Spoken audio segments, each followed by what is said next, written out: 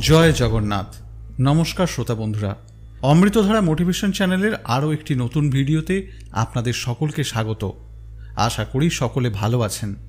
রথযাত্রার উৎপত্তির ইতিহাস এবং পুরী মন্দিরের রহস্য সম্বন্ধে বিস্তারিত আলোচনা করা হয়েছে আমাদের পূর্ববর্তী একটি ভিডিওতে। আপনারা চাইলে সেই ভিডিওটি একবার দেখে নিতে পারেন। তবে আজ আমাদের আলোচনার বিষয় রথযাত্রা নয়, আজ আমাদের আলোচনার বিষয় হল স্নানযাত্রা সম্পর্কে। স্নানযাত্রা আসলে কি? এই দিন কি ঘটে থাকে পুরীর জগন্নাথ মন্দিরে? কবে, কখন এবং কোথায় শুরু হয়েছিল এই জগন্নাথ দেবের স্নানযাত্রা?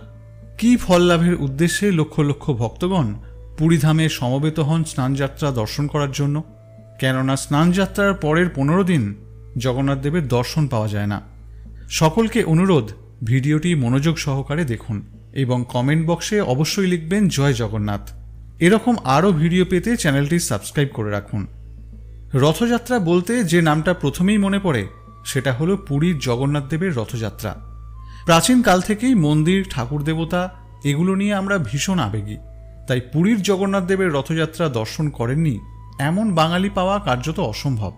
কিন্তু জগন্নাথ দেবের স্নানযাত্রা কতজন দেখেছেন? যদি আপনি এই দৃশ্য দেখে থাকেন তাহলে কীরকম অনুভূতি লাভ করেছেন তা অবশ্যই জানাবেন। রথযাত্রা এবং স্নানযাত্রা শব্দ দুটির সঙ্গে জড়িয়ে আছে শ্রীক্ষেত্র পুরীধামের শ্রী শ্রী জগন্নাথ দেব। জগন্নাথ দেবের মাসির বাড়ি যাওয়া এবং আশাকে কেন্দ্র করে অনুষ্ঠিত হয় রথযাত্রা। জ্যৈষ্ঠ মাসের প্রখর তাপে পৃথিবী যখন ত্রাহি ত্রাহি অবস্থা, তখন দেবতাদেরও ইচ্ছা হয় স্নানটা সেরে নেওয়ার জন্য। আর জগন্নাথ দেবের এই স্নানযাত্রা তিথিতেই হচ্ছে জ্যৈষ্ঠ পূর্ণিমা বা দেবস্নানা পূর্ণিমা। জগতের প্রতিপালক এই স্নানযাত্রাকে কেন্দ্র করে ঝলমলে শয্যায় সেজে ওঠে সমগ্র পুরীধাম। নানা রকম বর্ণিল আয়োজন এবং রীতিরেওয়াজের মধ্যে পালিত হয় জগন্নাথ দেবের স্নানযাত্রা। স্কন্ধ পুরাণে পুরুষোত্তম ক্ষেত্র মাহাত্ম্য বর্ণনাতে বলা হয়েছে, জ্যৈষ্ঠ পূর্ণিমায় শ্রী শ্রী হরির স্নানযাত্রা দর্শনের মাধ্যমে অনায়াসে জীব মুক্তি লাভ করতে পারে। এমনকি কেউ যদি ভক্তি সহকারে একবার স্নানযাত্রা মহোৎসব দর্শন করেন তবে তার সংসার বন্ধন থেকে মুক্তি ঘটে, তাকে আর শোক করতে হয় না। জৈমিনী ঋষি স্নানযাত্রার মাহাত্ম্য বর্ণনা করতে গিয়ে বলেছেন, ভগবান পুরুষোত্তমের স্নানযাত্রা দর্শন করলে সমস্ত তীর্থসমূহে স্নান করার থেকেও শতগুণ অধিক ফলপ্রাপ্ত হয় এবং এতে কোনো সংশয় নেই। স্কন্দপুরাণে জৈমিনী ঋষি আরও বলেছেন, যদি কেউ আন্তরিকতার সাথে স্নান করে ভগবানকে নিরীক্ষণ করেন তবে তাদেরকে আর মাতৃগর্ভে বাস করতে হয় না। উৎসুকতাপূর্ণ হৃদয়ে স্নানযাত্রা দর্শন করলে জীবন ভবসাগর থেকে উদ্ধার লাভ করতে পারে। পরম আনন্দ সহকারে স্নানযাত্রা দর্শন করলে মানুষ আজন্ম যা পাপ করেছে তা বিনষ্ট হয়ে যায়। এবার আসুন জেনে নেওয়া যাক স্নানযাত্রা আসলে কি। জ্যৈষ্ঠ পূর্ণিমার মাহেন্দ্রক্ষণে জগন্নাথকে স্নান করানোর যে আয়োজন, সেটিই হচ্ছে স্নানযাত্রা।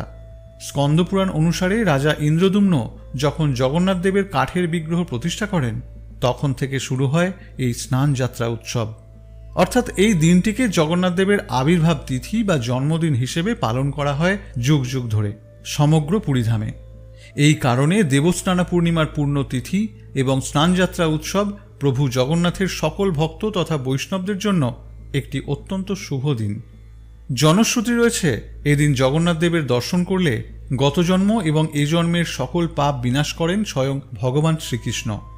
উল্লেখ্য, স্বয়ং ভগবান শ্রীকৃষ্ণই পুরীতে জগন্নাথ বা দারুব্রহ্মরূপে অবস্থান করেন। এবার জানব স্নানযাত্রার সেই বিশেষ রীতিরেওয়াজের কথা, যা দেখতে দেশ বিদেশ থেকে লক্ষ লক্ষ মানুষের ঢল নামে এই পুরীধামে। স্নানযাত্রার ঠিক আগের দিন পুরী মন্দিরের গর্ভগৃহ থেকে জগন্নাথ, বলরাম এবং সুভদ্রার বিগ্রহ তুলে নিয়ে গিয়ে বসানো হয় বিশেষভাবে তৈরি করা স্নান বেদিতে। পুরী মন্দিরের প্রাঙ্গণে এই বিশেষভাবে তৈরি মণ্ডপকে বলা হয় স্নান মণ্ডপ। এটা এতটাই উঁচু যে মন্দির প্রাঙ্গণের বাইরে থেকেও বেদিতে উপবিষ্ট বিগ্রহসমূহ স্পষ্টভাবে অবলোকন করা যায়। শুধু তাই নয়, নানা রকমের ঐতিহ্যবাহী ফুল, বাগান এবং গাছের চিত্রকল্প দ্বারা সুসজ্জিত করা হয় এই মণ্ডপটিকে। এরপর আসে স্নানযাত্রার দিন। মন্দিরে বিগ্রহদের স্নানের জন্য জল সংগ্রহ করেন পুরোহিতগণ। আপনারা জেনে অবাক হবেন, শুধুমাত্র জগন্নাথ দেবকে স্নান করার জন্য পুরীতে রয়েছে সোনা কুয়া নামে এক ধরনের কুয়া। শোনা যায় এই কুয়াতে নাকি কখনো সূর্যের আলো প্রবেশ করেনি। এই কুয়া থেকে স্নান করার জন্য জল আনেন পুরোহিত এবং সেবকগণ। জল আনার সময় পুরোহিত এবং সেবকগণ তাদের মুখ কাপড় দিয়ে এমনভাবে ঢেকে রাখেন যাতে তাদের মুখনিসৃত কোনো কিছু দ্বারা, এমনকি তাদের নিঃশ্বাস দ্বারাও যেন জগন্নাথ দেবের পবিত্র স্নানের জল দূষিত না হয়। এই জল একে একে এনে রাখা হয় 108টি সোনার ঘড়ায়। জনশ্রুতি রয়েছে এই জলে মিশ্রিত করা হয় নানা রকমের সুগন্ধি এবং ভেষজ ঔষধি উপাদান। মন্ত্র উচ্চারণের মাধ্যমে শুদ্ধিকরণ করা হয় জগন্নাথ দেবের স্নানের এই জল। অন্যদিকে স্নানযাত্রাকে কেন্দ্র করে সমান তালে এগিয়ে চলে বিগ্রহের সাজসজ্জা। জগন্নাথ, বলরাম এবং সুভদ্রা দেবীকে আবৃত করা হয় সিল্কের নতুন শাড়িতে এবং লাল রঙের এক ধরনের পাউডার দিয়ে অতি যত্নে প্রলেপ দেওয়া হয়। ফুলে ফুলে ভরে ওঠে বিগ্রহের চারপাশ, আর থাকে সুগন্ধি ধূপধুনো। এরপর শুরু হয় মূল স্নান পর্ব। বৈদিক মন্ত্র উচ্চারণে, কীর্তন এবং শঙ্খনাদে আধ্যাত্মিক এক পরিবেশের সূচনা হয় পুরীর মন্দির প্রাঙ্গণে। আর সেই স্বর্গীয় পরিবেশে তালে তালে চলে জগন্নাথ দেবের স্নানাভিষেক। ক্রমে ক্রমে 108 ঘড়া জলে স্নান কার্য সম্পন্ন হয় পুরীর জগন্নাথ দেবের। স্নানযাত্রার দিন সন্ধ্যাবেলা স্নান পর্বের সমাপ্তির পর জগন্নাথ ও বলভদ্রকে গণেশের রূপে সাজানোর জন্য হস্তিমুখ বিশিষ্ট মস্তক আবরণী পরানো হয়। জগন্নাথ দেবের এই রূপটিকে বলা হয় গজবেশ। পাশাপাশি সুভদ্রা দেবী ধারণ করেন পদ্মবেশ। কিন্তু জানেন কি, প্রভু জগন্নাথ দেব এই গজবেশ কেন ধারণ করেন? জনশ্রুতি বলছে, একবার কর্ণাটকের কানিয়ারি গ্রামের গণপতি ভট্ট নামে একজন ব্রাহ্মণ নীলাচলে স্নানযাত্রায় উপস্থিত হয়েছিলেন। তিনি গণেশের উপাসক ছিলেন, তাই জগন্নাথ দেবের মন্দির দর্শনে আগ্রহী ছিলেন না। রাজা তাকে বোঝালেন যে জগন্নাথ সকল দেবদেবীর স্বরূপেই বিরাজিত, গণেশ তারই এক রূপভেদ মাত্র। রাজার নানান যুক্তিতে অবশেষে সেই ব্রাহ্মণ মন্দির পরিদর্শনে গেলেন। দিনটি ছিল স্নানযাত্রার দিন। ব্রাহ্মণ গণপতি ভট্ট বিগ্রহের সামনে দাঁড়িয়ে বললেন, হে দারুব্রহ্ম, আপনি যদি সকল দেবদেবীর স্বরূপে বিরাজিত হন, তাহলে অনুগ্রহ করে আমাকে আমার আরাধ্য শ্রী গণেশের রূপ দর্শন করান। এরপরই ঘটে গেল এক অলৌকিক ঘটনা। শ্রী জগন্নাথ দেব ব্রাহ্মণের প্রতি অহেতুক কৃপা প্রদর্শনের সংকল্প করে নিজেকে গণেশ রূপে পরিবর্তিত করেন। জগন্নাথকে দর্শন করে সেই ভক্ত মহা বিস্ময় ও মহা আনন্দে অভিভূত হয়ে গেলেন। সেই থেকে স্নানযাত্রার উপর নিয়মিত রূপে শ্রী জগন্নাথ ও বলরামের স্নানবেদিতে গণেশ বেশ এবং সুভদ্রা দেবীর পদ্মবেশ হয়ে থাকে। তাই বলা হয়, জগন্নাথ মহাপ্রভু পঞ্চদেবতার স্বরূপে প্রকাশিত হন। স্মরণে তিনি নারায়ণ, গমনে তিনি শ্রী সূর্য, ভোজনে তিনি রুদ্র, স্নানে তিনি গণেশ এবং রত্নবেদিতে তিনি আদ্যা মহাবিদ্যা শ্রী দক্ষিণা কালিকা। স্নানযাত্রা শেষে প্রথাগত বিশ্বাস অনুসারে জগন্নাথ প্রতীকী অসুস্থ হয়ে পড়েন, অর্থাৎ 108 ঘড়া জলে স্নান করে জ্বরে আক্রান্ত হন তিনি। তাই এই সময় তাকে রাখা হয় রাজবৈদ্যের চিকিৎসাধীনে এবং গোপন একটি সংরক্ষিত কক্ষে। জগন্নাথের এই অসুস্থতার পর্যায়টি অনাসর নামে পরিচিত ভক্তদের কাছে। এই সময় কোনো ভক্তই জগন্নাথ দেবের দর্শন পান না। তাদের দর্শনের জন্য বিগ্রহের পরিবর্তে মন্দিরে রাখা হয় 3টি পটচিত্র।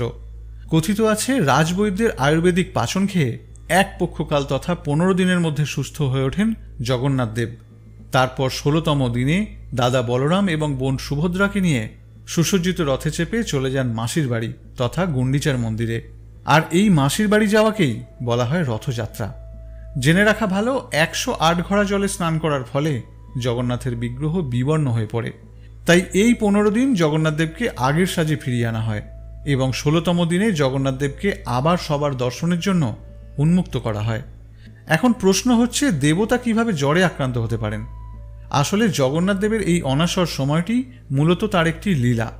বলা হয়, এই সময় তিনি সবার অগোচরে থেকে প্রত্যেকের হৃদয়ে ভগবানের প্রতি প্রেমকে আরও সমৃদ্ধ করেন বিরহের দ্বারা এবং ভক্ত ও ভগবানের মধ্যে বিরহ পরবর্তী মিলনের জন্য নব শৃঙ্গারে সুসজ্জিত হন জগন্নাথ দেব। আজ এ পর্যন্তই। আশা করি ভিডিওটি আপনাদের ভালো লেগেছে। ভিডিওটি ভালো লাগলে একটি লাইক করবেন, পারলে ভিডিওটি শেয়ার করবেন। আর যদি আপনার কোনো মতামত থাকে তাহলে কমেন্ট করে জানাতে পারেন এবং আমাদের পাশে থাকতে চ্যানেলটি সাবস্ক্রাইব করে রাখবেন। ফিরে আসছি নতুন কোনো ভিডিও নিয়ে। ততক্ষণ পর্যন্ত সকলে ভালো থাকবেন, সুস্থ থাকবেন। নমস্কার।